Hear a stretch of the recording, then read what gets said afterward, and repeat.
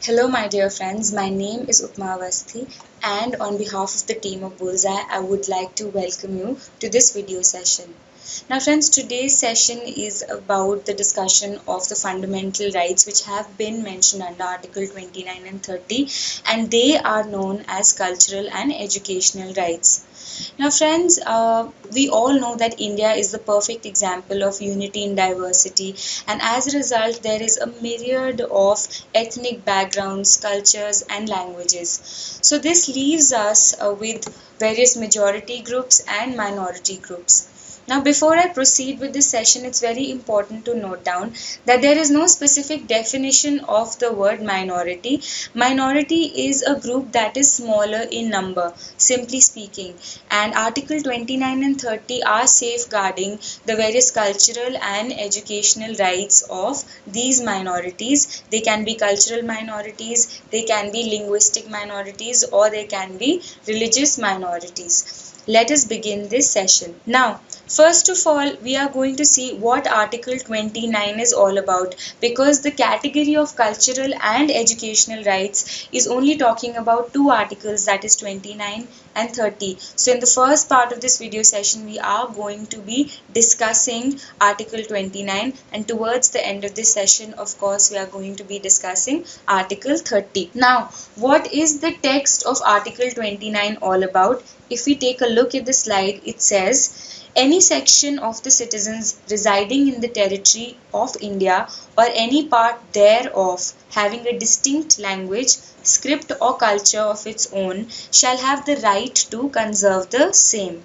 And the second part says, no citizen shall be denied admission into the educational institution maintained by the state or receiving aid out of state funds on grounds only of religion, race, caste, language, or any of them. So the grounds that have been mentioned to us happen to be religion, race, caste, language, or any of them. Let's move ahead and see what the scope of Article 29 is. Well, so Article 29 is ensuring to us equality for all citizens of India as far as conservation of their language is concerned, their culture is concerned, or their script is concerned. So a three-pronged protection as far as conservation of these three is concerned is being given by Article 29. Now the point is, major language groups should not be in a dominant position to stifle the rights, as the slide tells us, of the minority language groups, heritage groups, or as far as the social and cultural backgrounds of a citizen or group of citizens is concerned. Now, minority or majority, whether a citizen belongs to a minority linguistic or cultural group or the majority cultural or linguistic group in our country, he will not be denied admission into an educational institution on the basis of social factors like language and culture. So every educational institution is duty bound to make admissions into educational institutions on the basis of the merit and talent of a student. The last point on this slide talks about Article 15 Clause 1 and Article 29. Now, if we look at Article 21, it is prohibiting discrimination on the grounds of religion, race, caste, sex, and place of birth. So, it is an article which is protecting citizens on a general level, or it is giving a blanket coverage from the evil of discrimination. But Article 29 is more specific, and it basically does away with the concept of discrimination as far as admissions into educational institutions are concerned.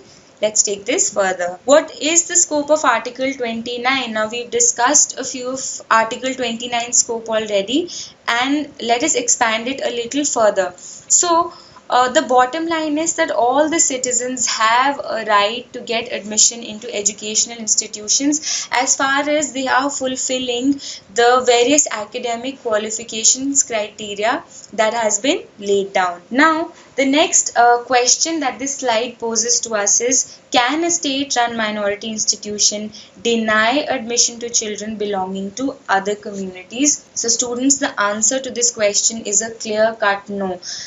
Even when a minority institution is state run or it is state funded and administered, it cannot deny admissions to the children who belong to other communities. But however, there is going to be a concept of 50% seat reservation as far as a state funded minority institution is concerned, which means 50% seats can be reserved for a specific minority and the rest of the 50% seats have to be kept open for children or individuals belonging to other communities. However, what is again worth mentioning is that state is empowered to make reservations for socially and educationally backward classes and scheduled tribes and scheduled castes even in such minority institutions. Now, we come to the next article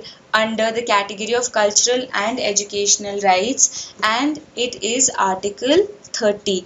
Now, Article 30 is basically known as the Charter of Educational Rights as far as the Indian Constitution is concerned, and it is giving a very, very important right, and that is the right to establish and administer educational institutions. So the cultural and linguistic minorities have the right to not only establish educational institutions but also administer such institutions. The next noteworthy point here is the 44th Amendment Act of 1978, because it provided with the concept of compulsory acquisition of property belonging to minority educational institutions, and this amendment in detail laid down how this can be done and how these minority educational institutions need to be duly compensated if their property is compulsorily acquired by the state. Now, what's really important is that the state is not going to discriminate when it comes to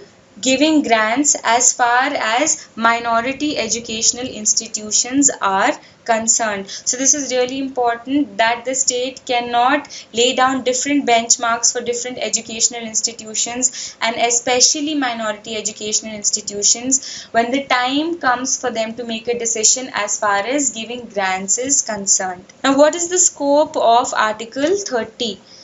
Now, the scope says that no minority other than the ones suggested will have these rights. So the minorities that we have spoken about are cultural and linguistic minorities. And as far as the definition of minority is concerned, we've already mentioned that there is no specific definition in the Constitution, and it is basically based on the criteria of big numbers or small numbers when we want to differentiate whether a community falls in the category of majority or minority. Harijans, it has been laid down by the judgment of the Supreme Court that they are a part of the Hindu community, and backward classes will never be included in the definition of minority as was laid down by the Kerala Education Bill of 1958. So friends, by the end of this video session, we can easily conclude that India as a nation and our constitution makers as a nation have ensured that the minorities, whether they are religious, linguistic or cultural, they get their due in the society.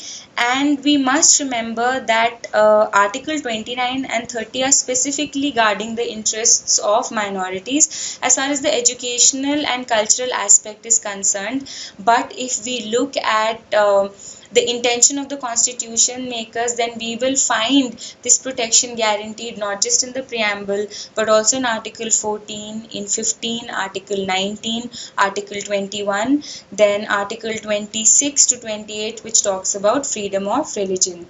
Thank you so much for your time. On behalf of team of Bullseye, I would like to say that we are open to your suggestions and feedback. Take care.